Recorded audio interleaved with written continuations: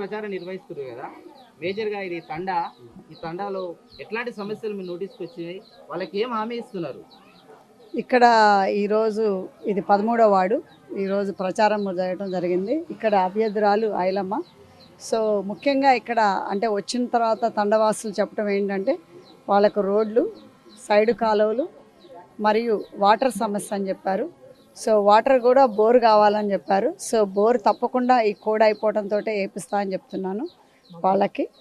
So మరి మాకు ఇక్కడ అభ్యర్థురాలు తన ఓన్ ఖర్చులు పెట్టుకొని తను బోర్ వేపిస్తా అని చెప్తున్నారు. సో ఇప్పుడు తను వేపిస్తా అని చెప్తున్నది. ఎందుకంటే మనకి అధికారపూర్వకంగా చేయాలి అని అంటే ఇప్పుడు కోడ్ ఉంది కాబట్టి ఇప్పుడు ఇప్పుడే తన ఓన్ ఖర్చులు పెట్టుకొని వేపిస్తా అంటుంది. వాళ్ళ పిల్లలు కూడా ఉన్నారు ఇక్కడే.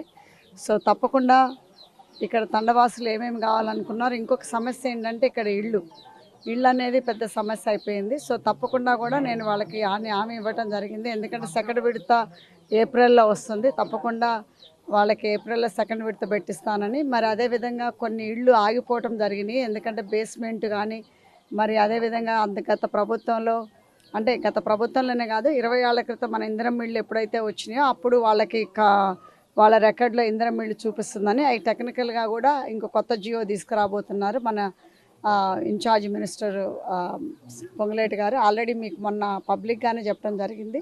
సో తప్పకుండా ఇది సెకండ్ విడతలో వీళ్ళకి అన్నీ ఏదైతే శాంక్షన్ అవ్వలేదో అవి తప్పకుండా శాంక్షన్ చేయించే బాధ్యత కూడా మాదే. మరి అదేవిధంగా ఇళ్ళకి ఎవరైతే అర్హతలు ఉన్నారో సెకండ్ విడతలో పెట్టించే బాధ్యత కూడా మాదే. సో ఈ కాలువలైనా కానీ ఈ రోడ్లైనా కానీ వాటర్ సమస్య కానీ తప్పకుండా వాళ్ళ అభ్యర్థురాలని గెలిపించుకుంటే ఐలమ్మ గారిని అది తెల్లారే ఇక్కడ కొబ్బరికాయ కొట్టడం అనేది జరుగుతుంది. తప్పకుండా కూడా అది చేపించే బాధ్యత కూడా మాదే.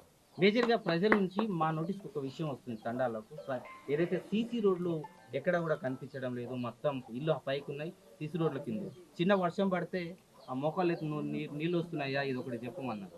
వాళ్ళకి సీసీ రోడ్లు ఏమైనా ఎమ్మెల్యే నిధులకి ప్రత్యేక కేటాయింపు చేపిస్తారా?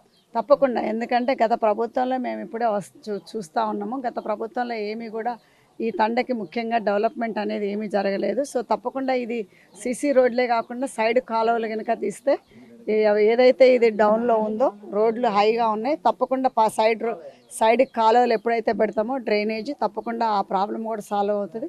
అది తొందరలోనే ఇప్పుడు మనకి కోడ్ అయిపోయిన తర్వాత మీరు అభ్యర్థురాలను గెలిపించుకోండి, తప్పకుండా చేస్తామని కూడా చెప్పడం జరిగింది తండవాసులు.